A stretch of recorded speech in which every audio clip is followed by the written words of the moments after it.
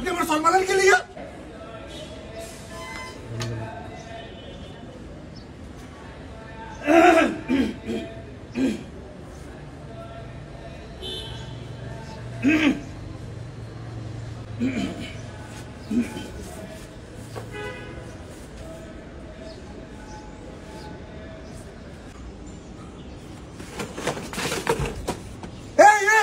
আপনি আমার সলমানের কে লিয়া বেয়াদবের বাচ্চা, সামান্য একটা দারোয়ান হয়ে কত বড় সাহস তোর! তুই মালিকের সামনে বসে বসে সিগারেট খাইতেছস।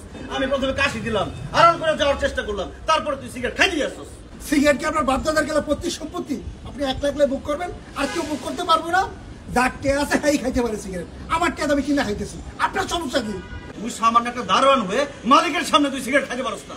মালিক? কে মালিক? আপনি তো ভাড়াটিয়া।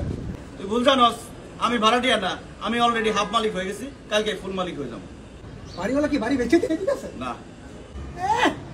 সিরা খাতার তোলে থাকিয়া এরকম স্বপ্ন অনেকেই দেখে। আরে কোকিনের বাচ্চা, বাড়িওয়ালার মেয়ের সাথে আমার সব ফিটিং হয়ে গেছে, তার সাথে আমার প্রেম চলতেছে, কালকে বিয়ে করবো। বাড়িওয়ালার তোর কোনো ছেলে মেয়ে নাই, বাড়ির মালিক আমি হয়ে যেতেছি। বাড়ির মালিক হওয়ার পরে আমি যখন এদিক দিয়ে বাইর হবো, তুই আমার সালাম দিবি।